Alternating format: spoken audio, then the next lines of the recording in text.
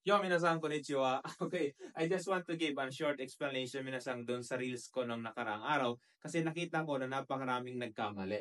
Okay, and the example or the sentence at that time is Kawa honyara oyoide tsuginamachi e ikimashita. Okay, kawa means river.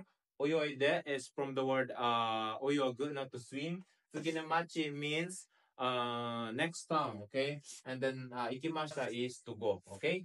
So, and that time minsan, napakaraming sumagot ng de and particle ni. But the correct answer here is particle o. So, bakit o minasang? Si particle o kasi minasang, yan yung particle na hindi mag stay na palagi kanyang iiwan minasang. Okay? So, dito kasi sa sentence ito minasang, kung i-drawing natin, may kawa dito.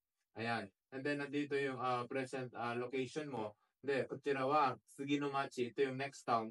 So, tumawid ka lang kasi dyan, na hindi ka naman nag-stay dyan para maging particle de. Tumawid ka lang, iniwanan mo yung kawa.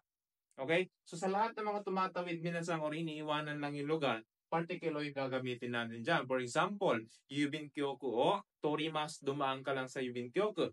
Ano pa minasang? Hashi o Watarimas, no? Tumawid ka dun sa bridge. Okay? Ano pa? Like for example, Sora o Tobimas kasi iniiwan mo lang naman yung sky. Okay?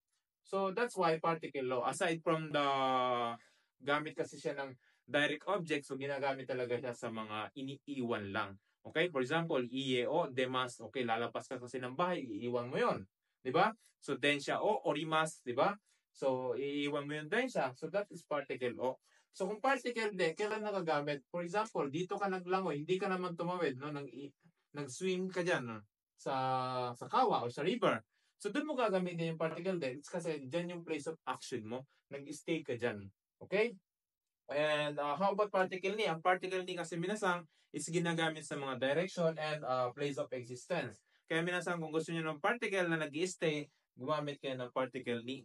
Kapag nangiiwan, gumamit kayo ng particle o. Okay? So I hope may natutunan kayo for this video.